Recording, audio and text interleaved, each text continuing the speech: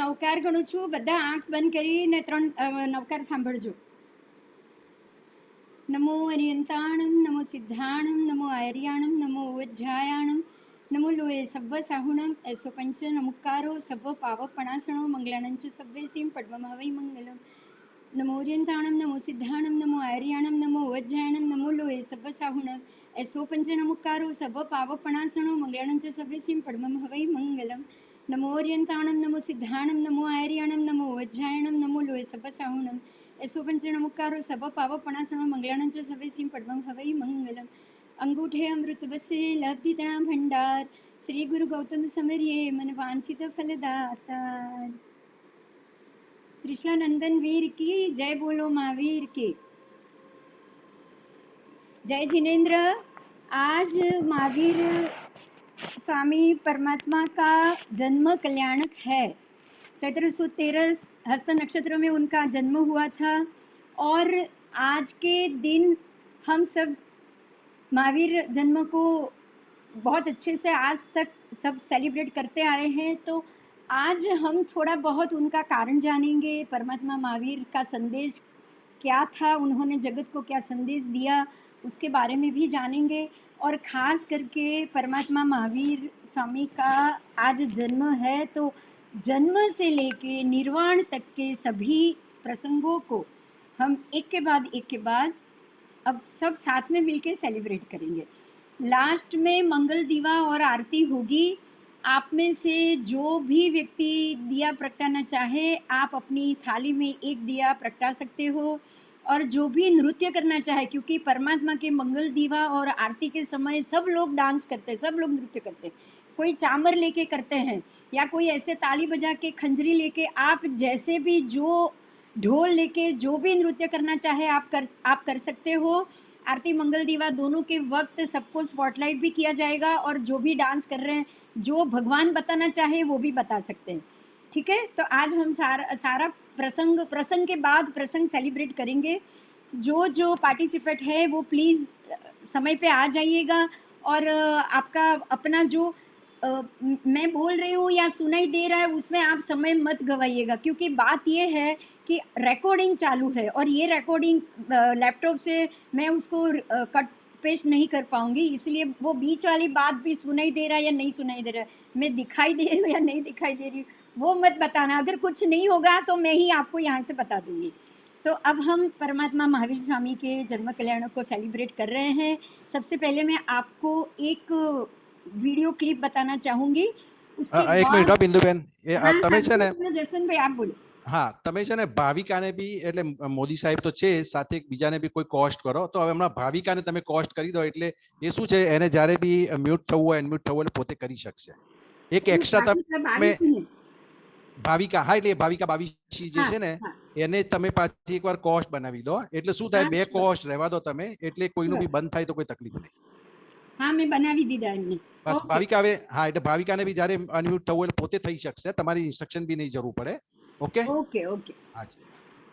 Okay. जरा एक बार भाविका जी आप कैमरा लगा के रखो. मैं सबको एक बार आपकी स्पॉटलाइट करके बता देती हूँ. आप सब देखिए, उन्होंने भगवान का पारना सजाया है. आप दर्शन कर लीजिए.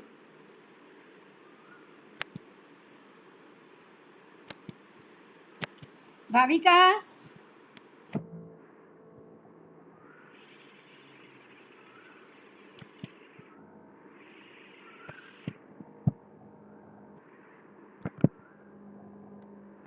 देख लीजिए सब कैसे पारना बनाया है और सजाया है.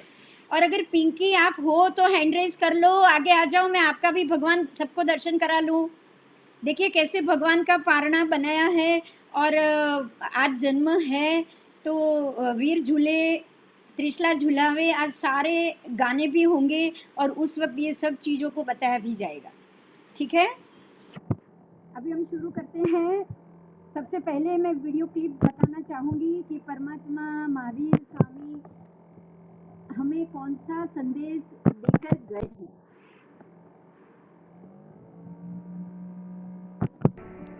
भगवान महावीर का जीवन दर्शन, लाइफ एंड टीचिंग्स ऑफ भगवान महावीर.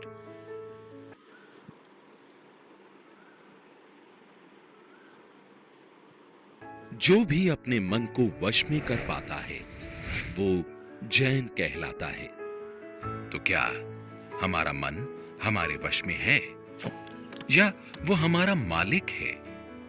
मन हमारा सबसे अच्छा दोस्त है अगर हम जागृत हैं, और मन हमारा सबसे बड़ा दुश्मन है अगर हम बेहोश हैं।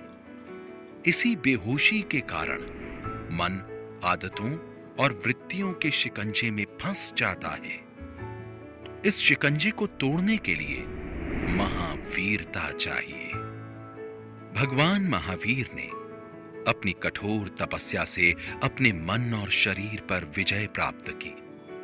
हम भी भगवान महावीर के जीवन से प्रेरणा लेकर उनकी शिक्षाओं पर चलकर अपने मन पर विजय प्राप्त कर सकते हैं। इसलिए शब्दों में न अटकते हुए हमें इस ज्ञान को अपने जीवन में उतारना है। भगवान महावीर का जन्म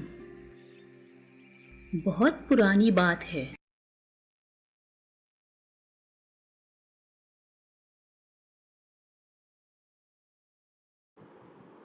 आपने अभी परमात्मा महावीर और उन्होंने क्या ज्ञान दिया, उन्होंने क्या संदेश दिया, दुनिया के लिए क्या संदेश दिया, वो सब आपने जाना। अब आप एक और चीज को जानोगे और वो भी आपको बताएंगे हमारे बिंदु बहन। बिंदु बहन आप आओ और आप बताओ कि अब आगे हमें क्या क्या करना है, क्या स्टेप लेंगे एक के बाद एक। आपका एक मिनट अनम्यूट कर रही हूँ, 1 मिनट।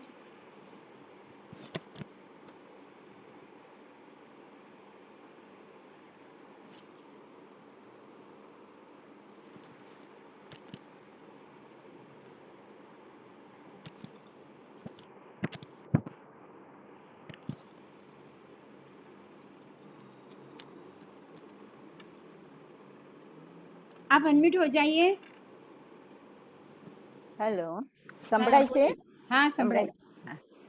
જય જીનેન્દ્ર બધાઈને, जय महावीर। जैसे हिंदू धर्म में श्री राम, श्री कृष्ण भगवान, श्री शंकर भगवान, हनुमान जैसे बड़े बड़े महान व्यक्ति बाद में भगवान कहलाए, वैसे और आज वो पूजे जाते हैं, वैसे ही जैन धर्म में भी ऐसे 24 महान व्यक्ति थे जो आज भगवान की तरह पूजे जाते हैं। जैसे पहले भगवान है श्री आदेश्वर भगवान और 24वां भगवान है श्री महावीर स्वामी, जिनका आज जन्म कल्याणक है। आज चैत्री सुद 13 के दिन उनका जन्म हुआ था।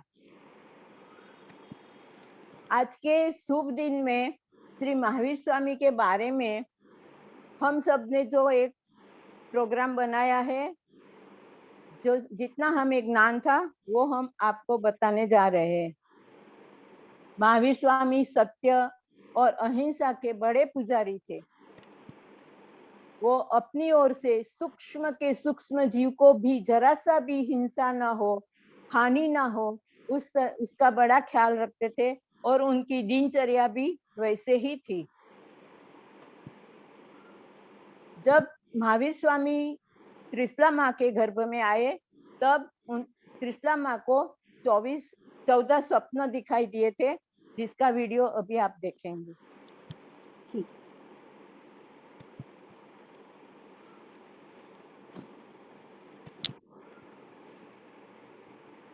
अभी हम वीडियो देखेंगे कि परमात्मा महावीर स्वामी का जन्म किस प्रकार से हुआ। उसमें एक बात को आपको खास नोट करनी है कि जिस प्रकार से आप जानते हो बलराम जी, कृष्ण के भाई बलराम जी, उनके भी वो 2 माता के गर्भ में रहे थे। पहले 7 महीने तक देवकी माता के गर्भ में और बाकी के 3 महीने वो रेवती माता के गर्भ में। बराबर इसी प्रकार से महावीर स्वामी भी 2 माँ के गर्भ में रहे हैं। तो पूरी कहानी अब आप जानो। कुंदग्राम नाम का एक नगर था। वहाँ राजा सिद्धार्थ राज करता था। उसकी रानी का नाम था त्रिशाला। उनका नंदीवर्धन नाम का एक बेटा था। नंदीवर्धन के जन्म के कुछ ही समय बाद रानी त्रिशाला को अनोखे सपने दिखने लगे। उसने अपने पति को सपनों के बारे में बताया। मैंने सपने में सफ़ेद हाथी, सफ़ेद बैल, एक सिंह, लक्ष्मी माता, फूलों के हार, चांद, सूरज, एक ध्वज, एक चांदी का कलश, कमल के फूलों से भरा तालाब, दूध का सागर, एक दिव्य रथ, रत्नों का संग्रह और धूम्रमुक्त अग्नि देखी। ये सुनकर राजा चकित हुआ। उसने सोचा, मुझे एक बार अपने राज ज्योतिषी से बात करनी होगी।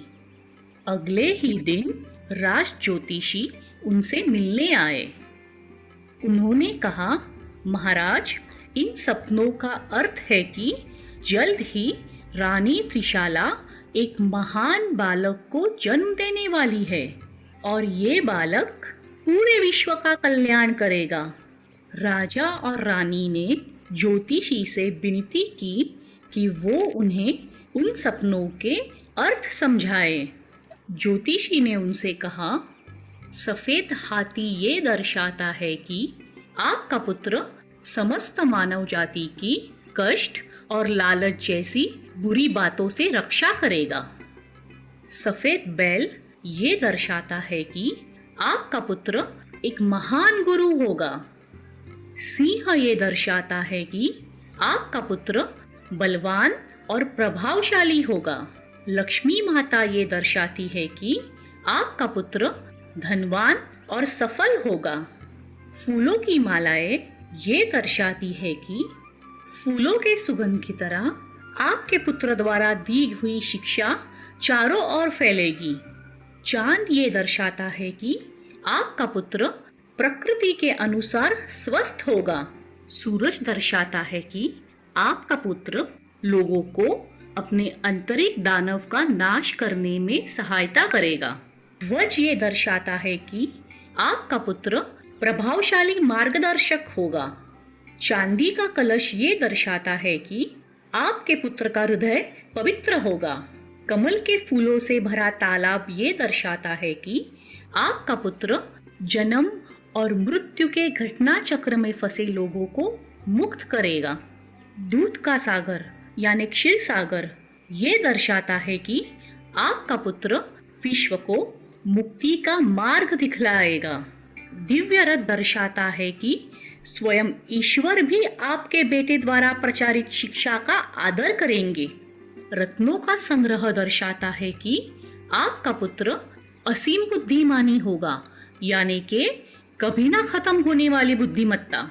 धूम्र मुक्त अग्नि दर्शाती है कि आपके पुत्र की बुद्धिमत्ता लोगों की मदद करेगी।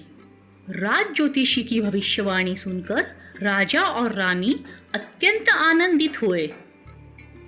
कुछ दिनों बाद रानी त्रिशाला गर्भवती हुई। नगर के सीमा के बाहर एक ब्राह्मण दंपति रहती थी। ब्राह्मण की पत्नी भी गर्भवती थी। भगवान महावीर ब्राह्मण स्त्री के गर्भ से जन्म लेने वाले थे, पर इंद्रदेव इस बात से सहमत नहीं थे।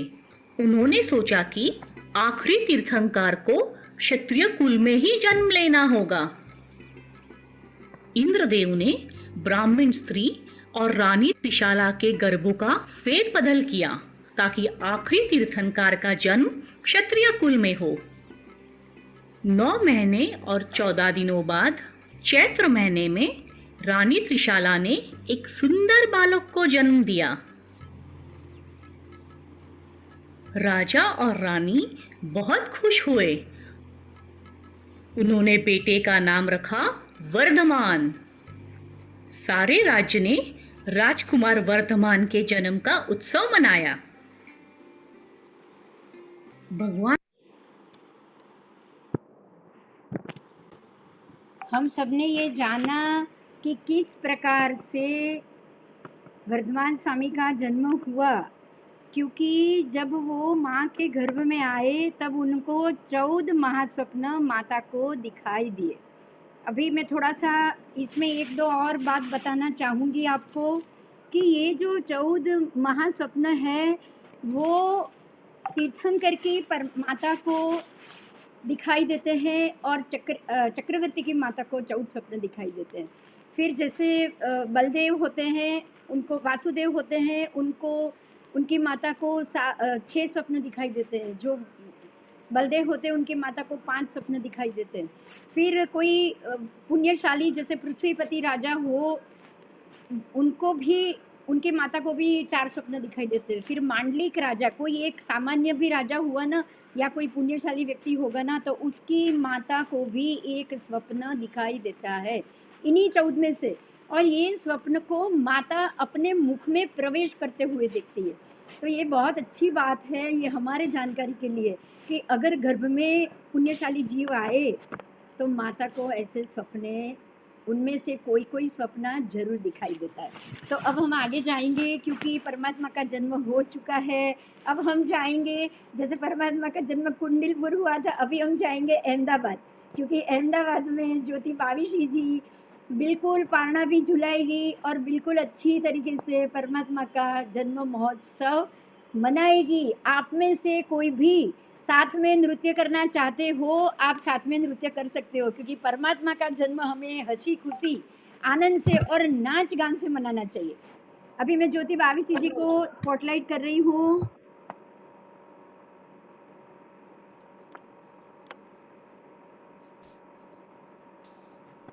हाँ जी, आप शुरू करो। प्रणाम। हाँ जी, हाँ जी, शुरू करो।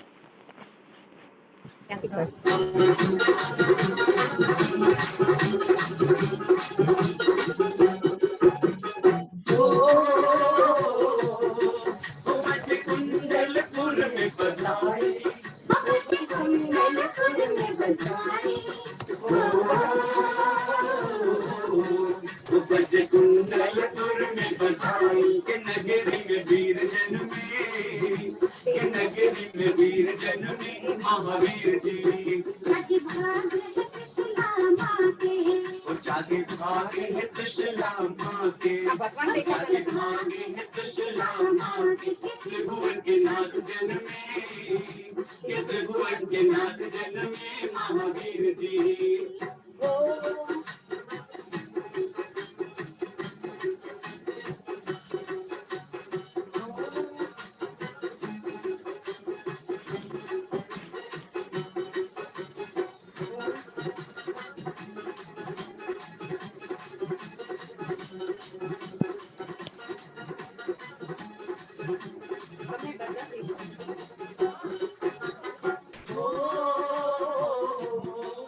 शुभ घड़ी जन्म की आई, शुभ घड़ी जन्म की आई, शुभ घड़ी जन्म की आई, के स्वर्ग से देव आए, के स्वर्ग से देव आए महावीर जी। तेरा नमन करे मेरू पर, तेरा नमन करे मेरू पर, इंद्र जल भर लाए, इंद्र जल भर लाए महावीर जी।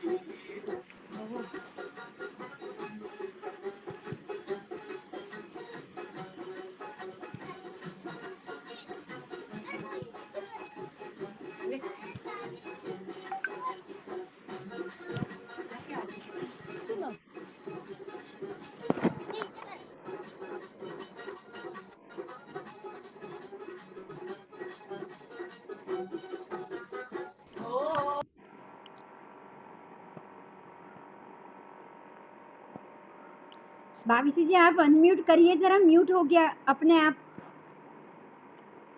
अनम्यूट कर लो एक बार।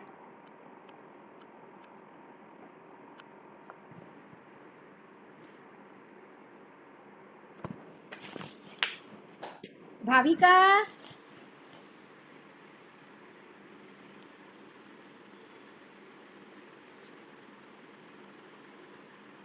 चलो भगवान का पारना झुलाओ। पाना झुलाओ, सब पाना झुलाओ। आप ऐसे ही हाथ लंबाओगे तो भी झूल जाएगा। लाओ, लाओ, लाओ, लाओ। मारो, मारो।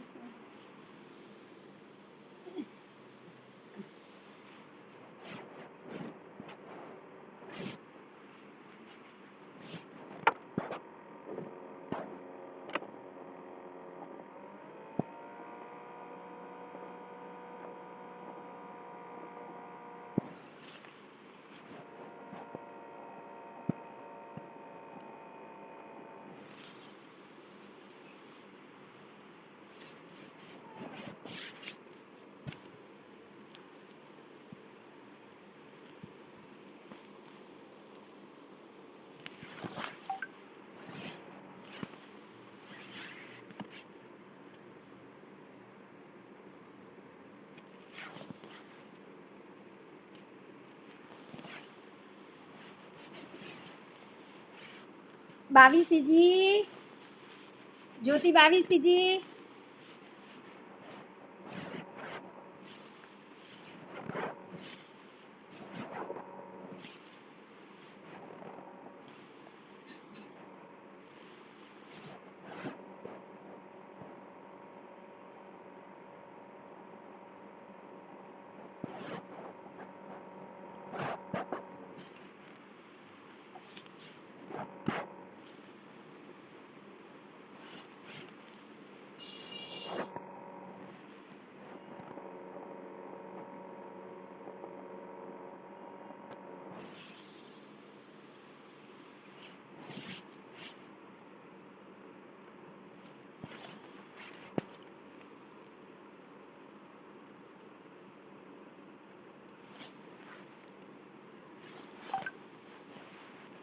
पिंकी, सबको दर्शन करा दे। तू स्पॉटलाइट है, दर्शन करा दे सबको। હું એ જ કરું છું. हाँ, सबको दर्शन બધા करा ભાઈ दे। દર્શન કરો. આ એમના દેખો માતાને, ત્રિશલા માતાને 14 સ્વપ્ન આવે છે. દેખાય છે બિંદુ? हाँ, देखाय છે, तू बोल ने આગળ जा। પછી જન્મ કલ્યાણક, નિર્વાણ કલ્યાણક, થોડું ઉપર રાખ वीडियो। दीक्षा कल्याणक, और इधर हमारा महावीर स्वामी को केवल ज्ञान हो रहा है, भगवान को केवल ज्ञान हो रहा है, और ये हाँ। भगवान झूले में झूल रहे हैं। हाँ हाँ उनका जन्म हुआ है। हाँ जी, अभी परमात्मा का जन्म हो चुका है। अभी आप एक परमात्मा के जन्म का हालरडा सुनोगे। अभी मैं हालरडा गा रही हूँ, आप सुनिएगा। वीर झूले कृष्णा झूलावे, झूलावे, धीरे धीरे मीठा मीठा गीत सुनावे, धीरे धीरे मीठा मीठा गीत सुनावे। वीर झूले कृष्णा झूलावे, झुलावे, धीरे धीरे मीठा मीठा गीत सुनावे, धीरे धीरे मीठा मीठा गीत सुनावे। घड़ी हंसे घड़ी रड़े करे मन मानी, शिशु बनी खेले जगत न स्वामी, प्यार भरी माता ओढ़ाड़े, ओढ़ाड़े, धीरे धीरे मीठा मीठा गीत सुनावे, धीरे धीरे मीठा मीठा गीत सुनावे। सोना ना फुमता, हीरा ना झूमता, पारणिये बांध्या मोती ना लूमखा, जड़ा हड़ तेज करे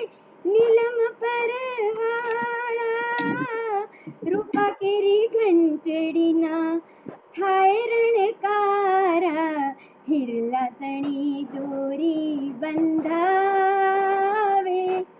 बंधावे, धीरे धीरे मीठा मीठा गीत सुनावे, धीरे धीरे मीठा मीठा गीत सुनावे। वीर झूले त्रिशला झूलावे झूलावे, धीरे धीरे मीठा मीठा गीत सुनावे। माता हर खाती मन मामल काती, मुखड़ो देखीने दिल माहर खाती, चुमी भरे वाल करे बने गेली गेली, हयो बरसावे हेली, प्यार भरी माता पोढ़ाड़े पोढ़ाड़े, धीरे धीरे मीठा मीठा गीत सुनावे, धीरे धीरे मीठा मीठा गीत सुनावे। वीर झूले त्रिशला झूलावे झूलावे, धीरे धीरे मीठा मीठा गीत सुनावे, धीरे धीरे मीठा मीठा ગીત સુણાવે। પરમાત્માનો જન્મ થઈ ગયો છે। હવે જ્યોતિબેન કંઈક વગાડો થાળી જોરથી, થાળી ડમકો ઘંટડી વગાડો જોરથી।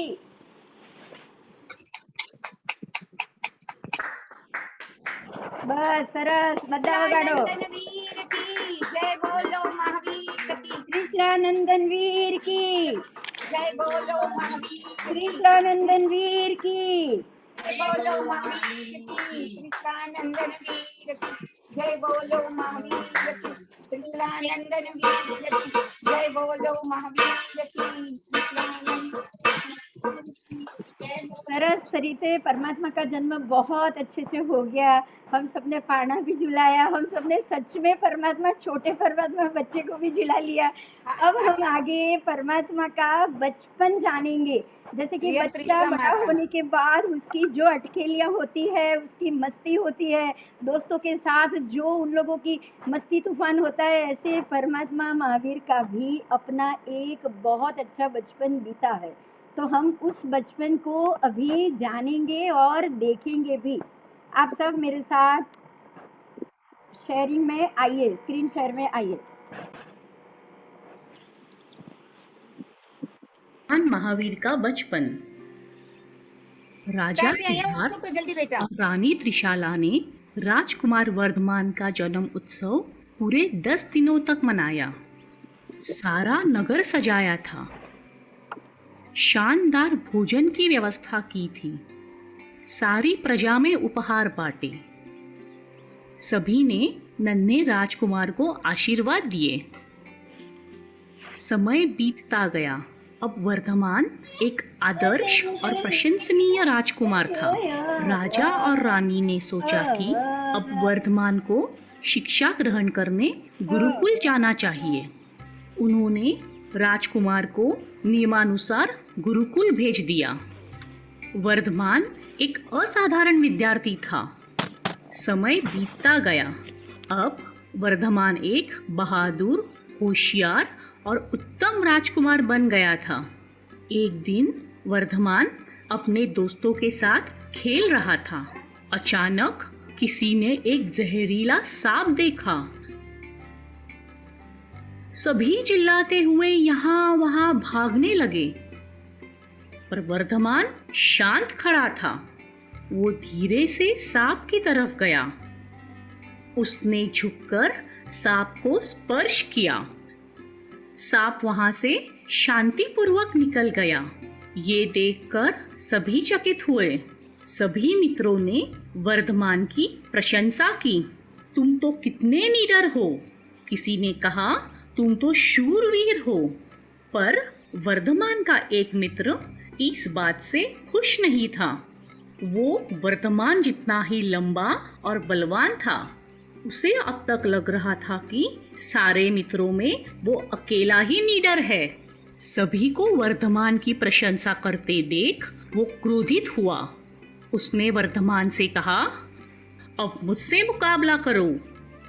वो वर्धमान को अपने कंधे पर लाद कर दौड़ने लगा।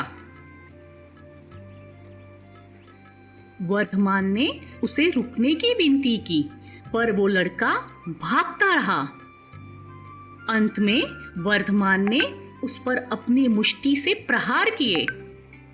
लड़का दर्द के मारे रोने लगा और उसने वर्धमान को छोड़ दिया। अब सारे मित्र चिल्लाने लगे, तुम तो शूरवीर ही नहीं बल्कि सबसे बलवान भी हो। तुम तो महावीर हो, यानी सबसे बलवान। उस दिन के बाद सभी राजकुमार को महावीर कहने लगे।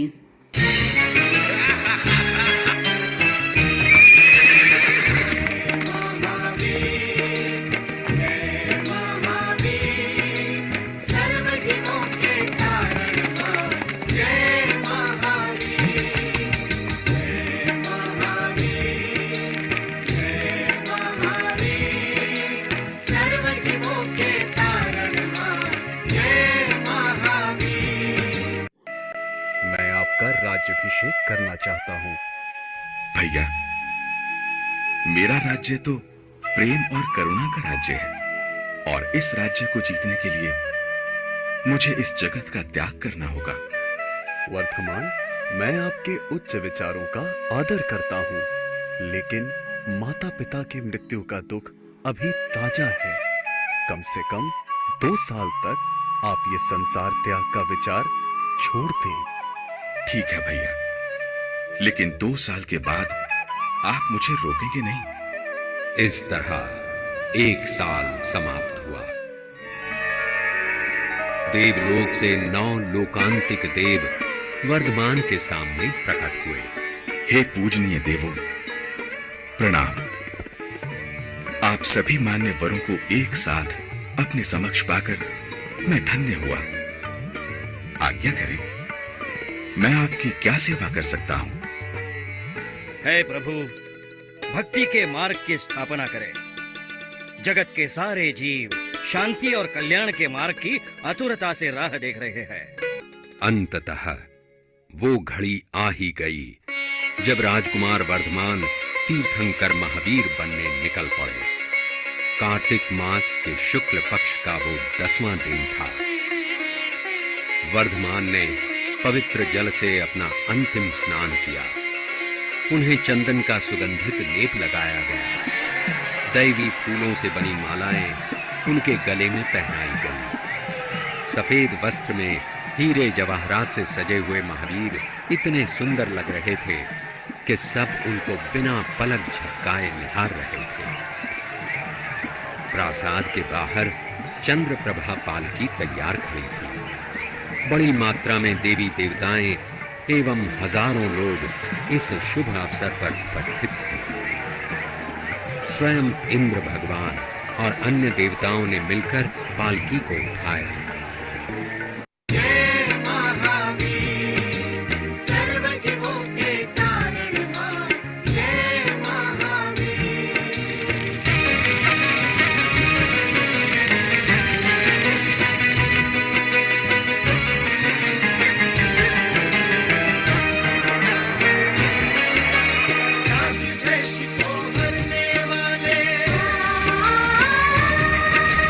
मोक्ष की राह दिखा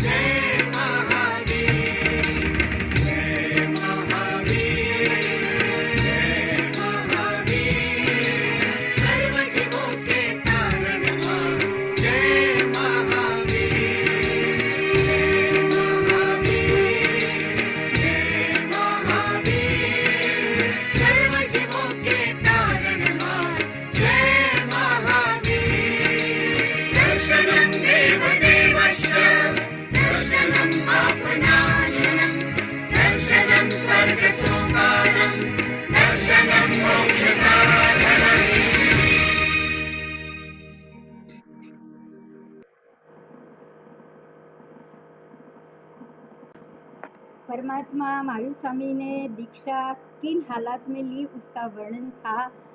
जब माता पिता की मृत्यु हो गई उसके बाद उन्होंने बड़े भैया नंदीवर्धन भाई से कहा कि नंदीवर्धन भाई ने ही कहा कि अब तुम राज्य संभाल लो, लेकिन उन्होंने मना कर दिया, कहा कि मेरी इच्छा संसार से बाहर जाने की है, मैं संसार में रहना नहीं चाहता। तब भैया ने कहा कि माता पिता को तो गए अभी कुछ ही समय हुआ है, अभी तो मुझे छोड़ के नहीं जा सकता, 2 साल रुक जा। 2 साल रुकने के बाद जैसे ही 1 साल ही खत्म हुआ था, 9 लोकांतिक देव परमात्मा को दीक्षा लेने का समय आ गया है ये बताने के लिए भी देव आते हैं। देव पृथ्वी पर आते हैं और कहते हैं 9 लोकांतिक देव कि आपका दीक्षा का समय हो चुका है, आप अभी वर्षी दान देना शुरू करो। और परमात्मा को वर्षी दान के लिए 1.25 करोड़ सोनिया, आप 1.25 करोड़ सोने की मोहर, वो उस वक्त ये देव ही सारी व्यवस्था करते हैं, परमात्मा को कुछ भी करने की जरूरत नहीं पड़ती। और 1 साल तक ये वर्षी दान होता है, इसलिए उसका नाम होता है वर्षी दान। और ये वर्षी दान देते देते परमात्मा अपने आसपास के सभी जीवों का कल्याण करने की भावना से ही वर्षी दान देते हैं। और तीर्थंकर परमात्मा तीर्थंकर बनते भी इसी अपनी उसी उत्कृष्ट भावना की वजह से कि सभी जीव करूँ शासन रसी, उनको प्रत्येक जीव के प्रति बिल्कुल भारो भार करुणा भरी हुई होती है, और यही कारण है कि वो तीर्थंकर नाम कर्म बांधते हैं। अब उनका दीक्षा का समय आ गया है, राजकुमार है, वन में गए हैं, दीक्षा ले रहे हैं, और इतने भाववाही शब्दों में अभी आपके सामने भरत भाई परीख सूरत से आ रहे हैं, और वो आपको बिल्कुल भाव भरी परमात्मा की दीक्षा की स्थिति को इतने सुंदर रूप से वो आपको शब्दों में ढालेंगे।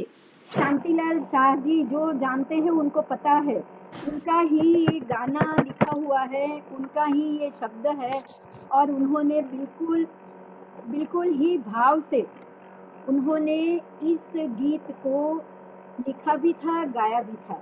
और हम आज इसी गीत को और इसी गाने को बिल्कुल इसी प्रकार से हम जानेंगे भी। 1 मिनट है।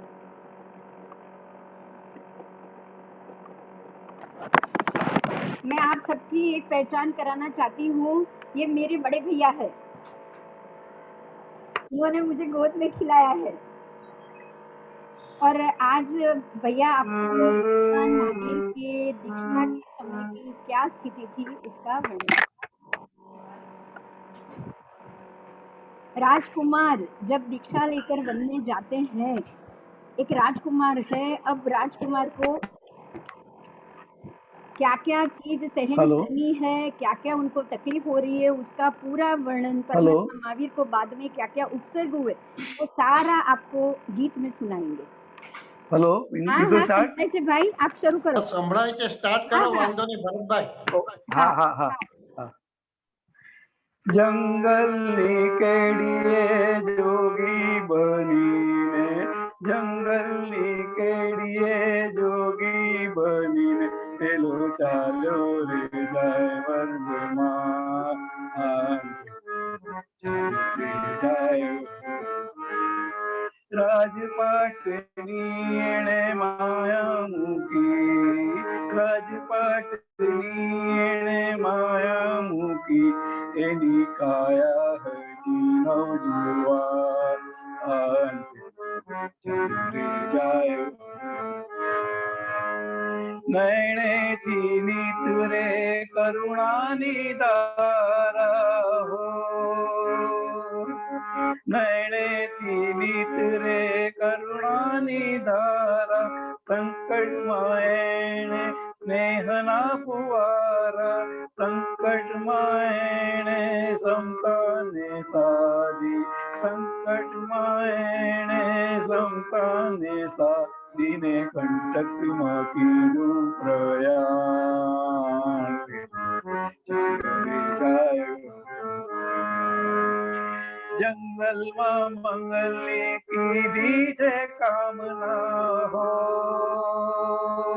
જંગલમાં મંગલની કીધી છે કામના, અમૃત ને કાજે લિયા તમુપાસના સારા સંસારને સ્નેહથી સુણાવતો સારા સંસારને સ્નેહથી સુણાવતો મોંઘેરું મુક્તિનું ગાન પેલો ચાલ્યો રે જાય વર્ધમાન જંગલની કેડીએ જોગી બનીને પેલો ચાલ્યો રે જાય વર્ધમાન પેલો ચાલ્યો રે જાય વર્ધમાન. ઓકે.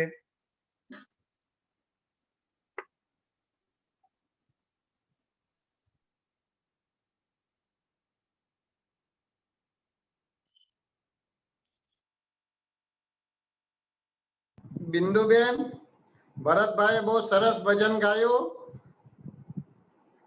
હવે બોલો બિંદુબેન તમે.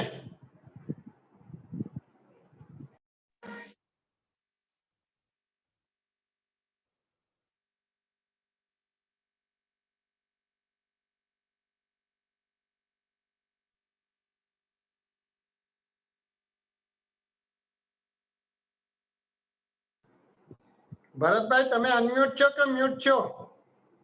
એને ભજન પ્રતિ सॉरी, हाँ भूल गई मैं. अभी अभी अब जो परमात्मा के उपसर्ग के ऊपर ही हमारे दूसरे स्तवन भी जाएंगे, क्योंकि परमात्मा को बहुत से उपसर्ग हुए हैं, ये बात हम जानते हैं.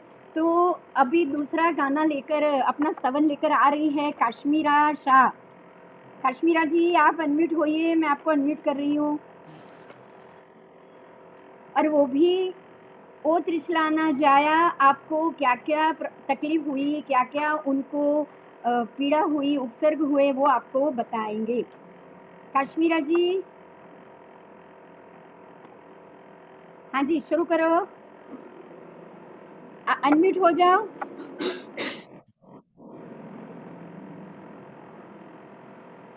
हाँ हाँ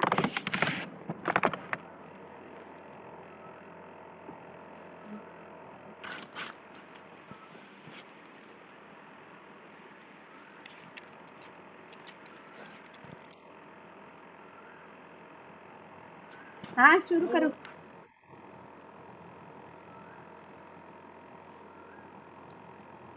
અવાજ નથી આવતો.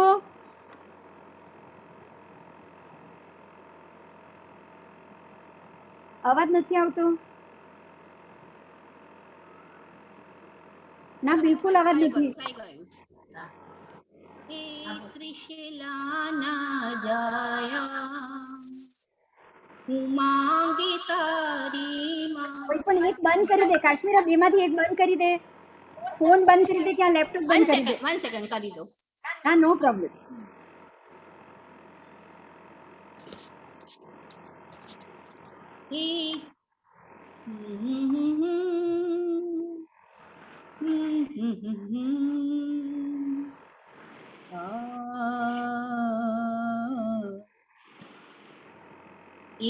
त्रिशिला न जाया मांगू तारी माया हे त्रिशिला न जाया मांगू तारी माया घेरी बळ्याचे मुझने मारा घेरी बळ्याचे मुझने मारा पापों ना पड़ी छाया त्रिशिला न जाया मांगू तारी माया त्रिशिला न जाया मांगू तारी माया बाकुळाना भोजन बहोरी चंदन बाळा तारी तमे चंदन बाळा तारी छंड कोशिक ना जेर उतारी एने लीधो गारी एने लीधो गारी रोहिणी जेवा छोर लुटारा, रोहिणी जेवा छोर लुटारा, तुझ पंते पलिटाया, हे त्रिशूला न जाया, उमांग उतारी माया, हे त्रिशूला न जाया, उमांग उतारी माया। जुदाताईने पुत्री जमाई, केवो विरोध करता, केवो विरोध करता, गाळो दे कोशाळो तोवे, दिलमा समता धरता, दिलमा समता धरता।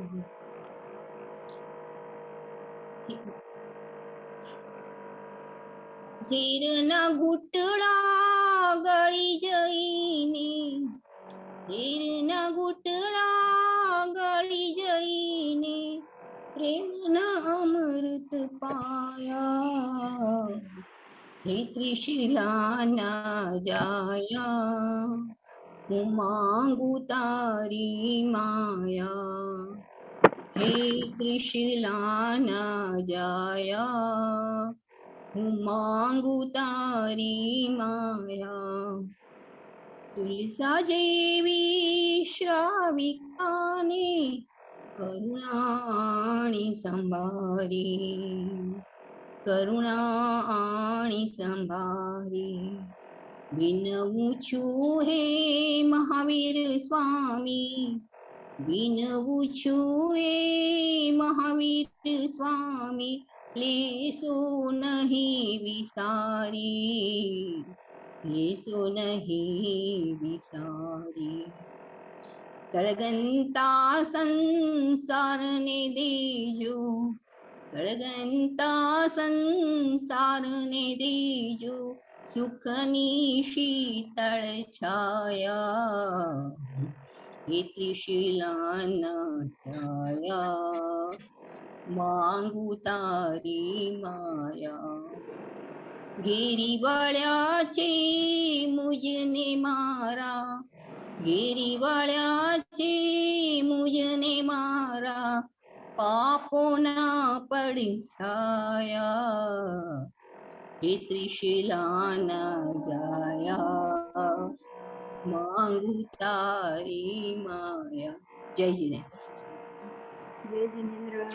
जो त्रिशला माता के पुत्र है इसलिए हे त्रिशला का जाया, पर मेरे ऊपर जो पापों की परछाई है इसमें मैं गिर चुका हूँ, उसमें से आप मुझे बाहर निकालो। अभी भी हम परमात्मा के उपसर्ग की ओर है, उसमें एक और घटना हो गई थी, मैं आपको कुछ बताना चाहूंगी। फिर एक और परमात्मा के हर एक उपसर्ग के ऊपर थोड़ी थोड़ी बात बताई जाएगी आपको गाना और स्क्रिप्ट के माध्यम से, और वो हम दोनों बिंदु मिलकर बताएंगे आपको। तो एक खास बात है कि उस वक्त देव इंद्र की सभा में चर्चा हो गई कि भाई परमात्मा बहुत ही संजीदगी से सारे उपसर्ग सहन कर रहे हैं और ये कोई और नहीं कर सकता, वो परमात्मा कुछ अलग ही है इसीलिए वो कर रहे हैं। तो उसमें एक संगम देव को ईर्ष्या आ गई और उसने ये बता दिया इंद्र को कि अगर मैंने महावीर भगवान महावीर को उपसर्गों में नहीं हराया तो मैं आपको अपना मुंह नहीं बताऊंगा। ये करके वो धरती पे आया है, परमात्मा को बहुत सारे उपसर्ग दे रहा है और वो किस प्रकार से हार के जाता है वो सारा अब आपको आगे आगे उपसर्ग के बारे में हम बताएंगे। अभी जो मैं शुरू कर रही हूँ, मैं एक कड़ी बोलूँगी और आपको बिंदु बहन उसका अर्थ बिल्कुल अच्छे तरीके से समझाएगी। आपको ये ध्यान से सुनना भी है और गाना अपना गीत जो है उसको एंजॉय भी करना है। ये गाना भी शांतिलाल शाह ने ही लिखा हुआ है और ये बहुत अच्छे अच्छे शब्दों में गाना बहुत सारे गीत लिख कर गए हैं। ओ समताना धरनारा तारा जीवन रहस्यो न्यारा,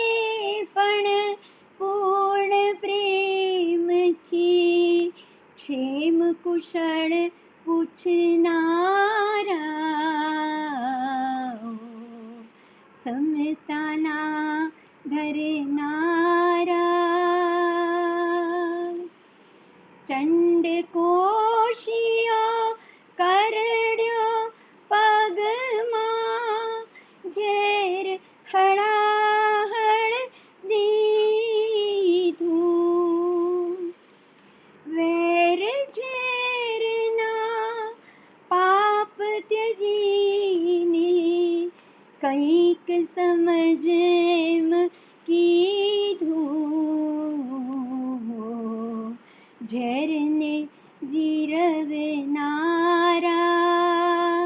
તારા જીવન રહસ્યો ન્યારા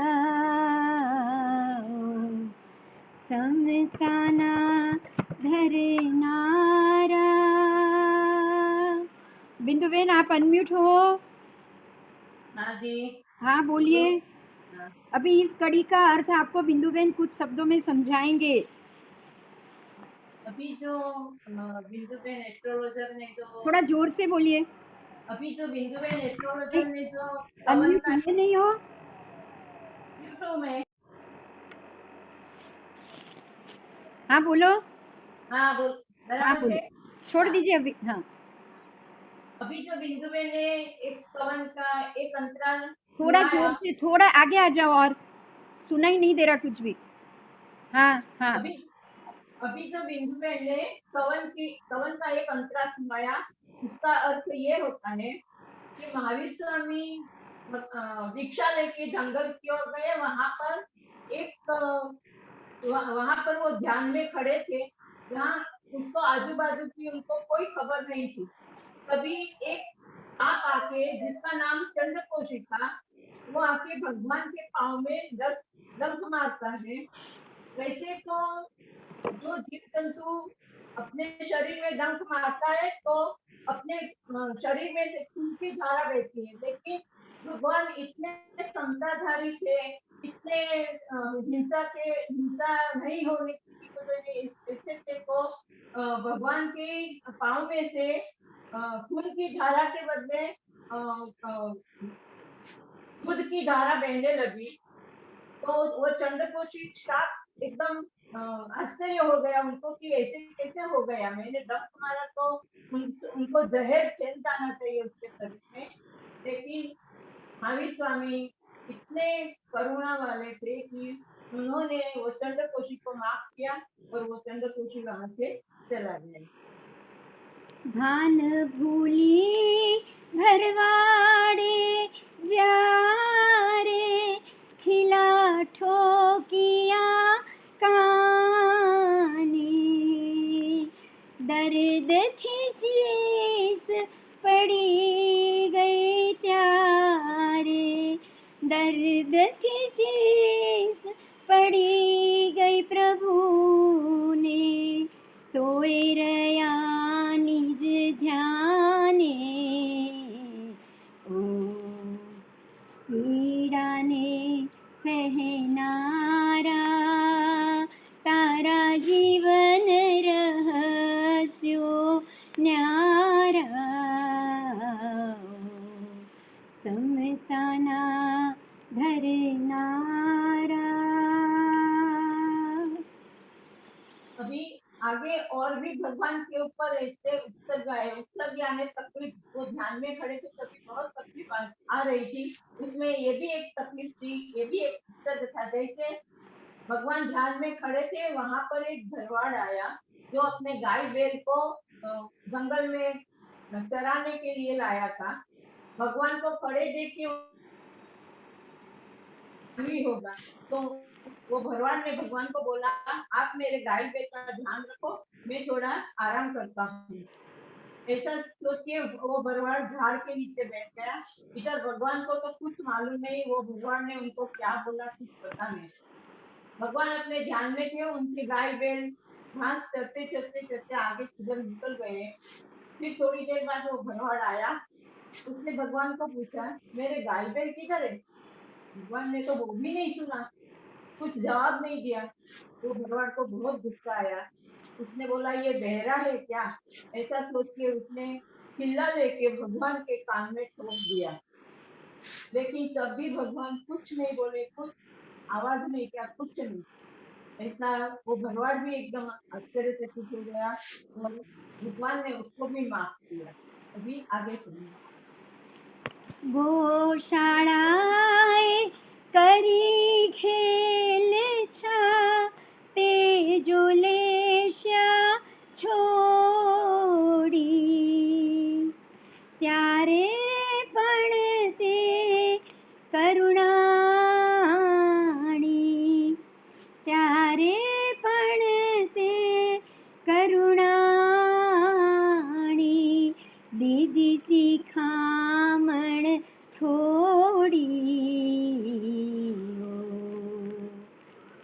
साथी सहनारा तारा जीवन रहस्यो न्यारा समताना धरनारा। अभी ए उपसर्ग में ऐसा होता है, एक गौशाला नाम का एक व्यक्ति वहां पर आया और उन्होंने भगवान के पाँव में, भगवान के शरीर के ऊपर तेजोलेशिया छोड़ी। वो इतनी जलन होती है उससे, पूरा बदन भगवान का जलने लगा, लेकिन तब भी भगवान कुछ नहीं बोला। वो अपने ध्यान में मस्त थे और उन्होंने वो गौशाला को थोड़ी कुछ अच्छी शिखामण देके वो वहां से चला गया। आगे सुनिए। तारा पगनो चूलो करीने ऊपर खीर बनावी, अंगे अंग बड़े पण मुख पर, अंगे अंग बड़े पण मुख पर शीतलता प्रगटावी दावानळ पीनारा तारा जीवन रहस्यो न्यारा समताना धरनारा। अभी ये उपसर्ग में ऐसा होता है, भगवान जब ध्यान में खड़े थे तभी एक व्यक्ति आया और उन्होंने भगवान के दोनों पांव के चूल्हा का शेप बनाया, तगड़ी जैसा, और उसके नीचे लकड़ी जला के उसके ऊपर बर्तन में खीर बनाने के लिए रख दी। भगवान का पांव जलने लगा, पूरा शरीर में अगन अगन होने लगी, फिर भी भगवान शांत चित में खड़े थे और उसके मुंह पर इतनी शीतलता थी जैसे कुछ नहीं हो रहा है। और उन्होंने वो व्यक्ति को भी उसको करुणा करके, उसको क्षमा करके उसको भी जाने। ऐसे ऐसे कई उपसर्ग महावीर जी ने सहन किए, लेकिन किसी के ऊपर कोई क्रोध नहीं, किसी को कोई हानि नहीं पहुंचाई। तब जाके वो महावीर से भगवान महावीर कहलाए। ऐसे ऐसे कई उपसर्ग तकलीफें शांत मन से सबको क्षमा देते हुए सहन करने के बाद महावीर अब भगवान महावीर स्वामी बने।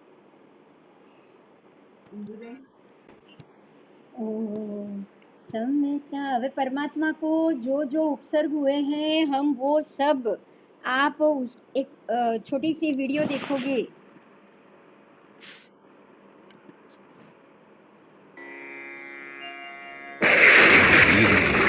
अत्यंत कठोर अवस्था में 12.5 साल तप किया। वे घने जंगलों में रहे और रोज नई चुनौतियों का सामना करते थे। निर्भयता और सहनशीलता का ऐसा अनुपम उदाहरण कभी किसी ने देखा या सुना नहीं था। तीर्थंकर महावीर ने क्रोध और घृणा के विरोध में प्रेम और स्नेह का उपयोग किया। जो लोग उन्हें कष्ट पहुंचाते थे या जो उनका बुरा चाहते थे, उनके लिए भी महावीर के मन में हमेशा मित्रता और करुणा होती थी। उनका ध्यान किसी भी परिस्थिति में कभी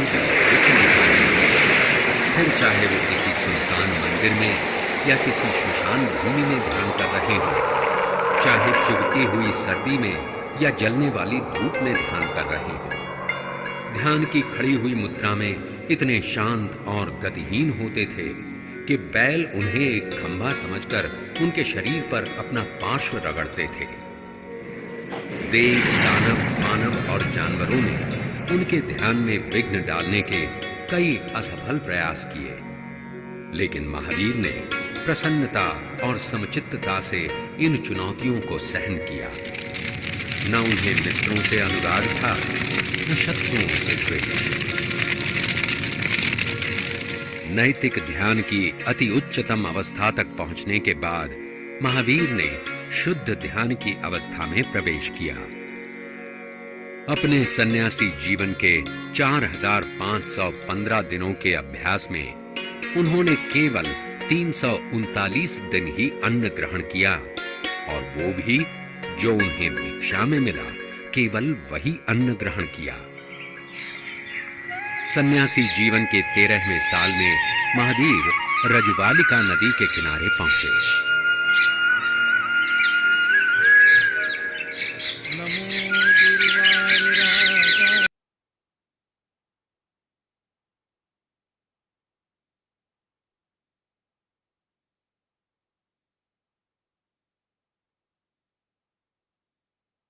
उत्तर फाल्गुनी से समुचय बोध था। तब तीर्थंकर महावीर को अपने आध्यात्मिक अभ्यास का अति उच्चतम स्थान प्राप्त हुआ। दुख, क्लेश और मानसिक पीड़ा से त्रस्त इस जग में प्रेम, शांति और मित्रता की ठंडी लहर बहने लगी।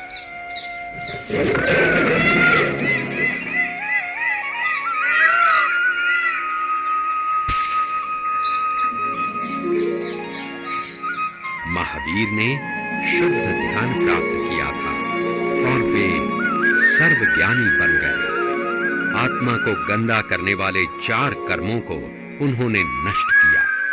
वे 4 कर्म थे: भ्रमित करने वाले कर्म, ज्ञान ढकने वाले कर्म, दृष्टि ढकने वाले कर्म और बाधा पहुंचाने वाले कर्म।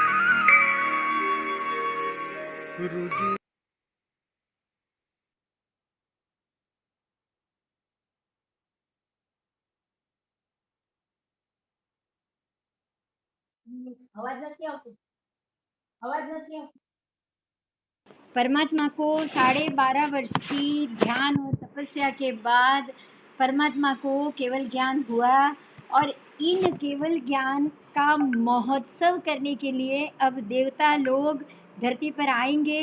वो समवसरण की रचना करेंगे।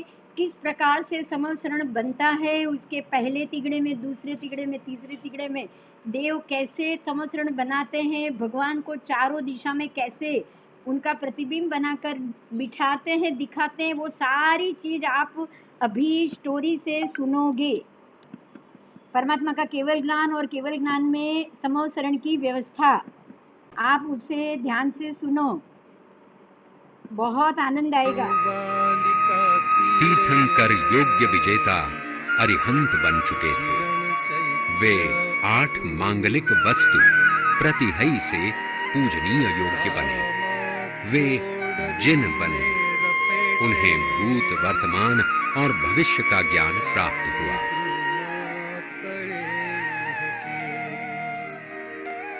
प्रसन्नता से अभिभूत हुए देव तीर्थंकर महावीर के जीवन के इस चौथे शुभ अवसर में शामिल होने आए। उन्होंने तीर्थंकर को प्रणाम किया। सागवान के पेड़ के नीचे तीर्थंकर महावीर ने कुछ घटक ध्यान किया था, जब उन्हें शुद्ध ज्ञान प्राप्त हुआ और वे सर्वज्ञ बन गए। तीर्थंकर महावीर के पहले प्रवचन के लिए निर्माण हो रहे सभा मंडप को इंद्र ने अपने अनुचर समूह के साथ स्वयं निरीक्षण किया। वायुदेव ने पृथ्वी पर से धूल, मिट्टी, गंदगी और कांटों को साफ किया। वर्षा के देव ने जमीन पर सुवासित जल छिड़का। 6 ऋतुओं के सभापति देवों ने 5 रंगों के फूल बरसाए।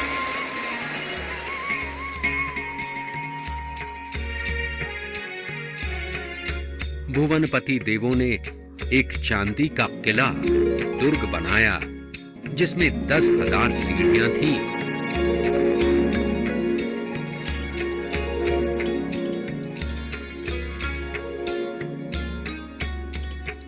और ज्योतिषी देवों ने एक सुवर्ण किला बनाया, जिसमें 5,000 सीढ़ियां थीं।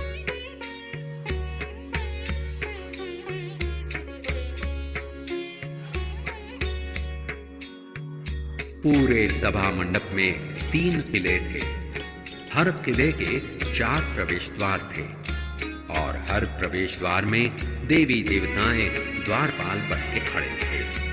पहले किले में वाहनों के लिए वाहन तल बनाया गया, दूसरे में पंछियों और जानवरों के लिए सभा मंडप बनाया गया, तीसरे में मानवों और देवी देवताओं के लिए सभा मंडप बनाया गया। इनके ठीक बीच में एक अशोक का पेड़ रखा गया जिसे फूल मालाएं और ध्वजों से सजाया गया। इस पेड़ के ऊपर एक छतरी लगाई गई। पेड़ के नीचे चारों दिशाओं की तरफ मुख किए हुए 4 सिंहासन रखे गए। देवताओं ने अशोक के पेड़ पर पुनः एक सागवान पेड़ को उत्पन्न किया, एक ऐसा ईश्वरीय पेड़ जिसके नीचे तीर्थंकर को शुद्ध ज्ञान प्राप्त हुआ था। इस पवित्र सभा मंडप में प्रवेश करने पर तीर्थंकर महावीर ने अशोक के पेड़ के 3 बार चक्कर लगाए और पूर्व दिशा की ओर स्थित सिंहासन पर विराजमान हुए।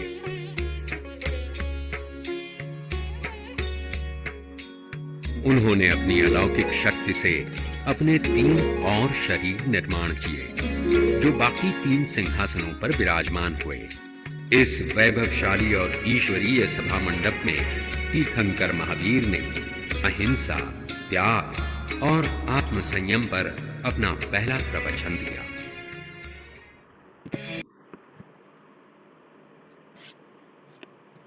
परमात्मा का समवसरण और उसकी रचना देवराज इंद्र द्वारा हुई।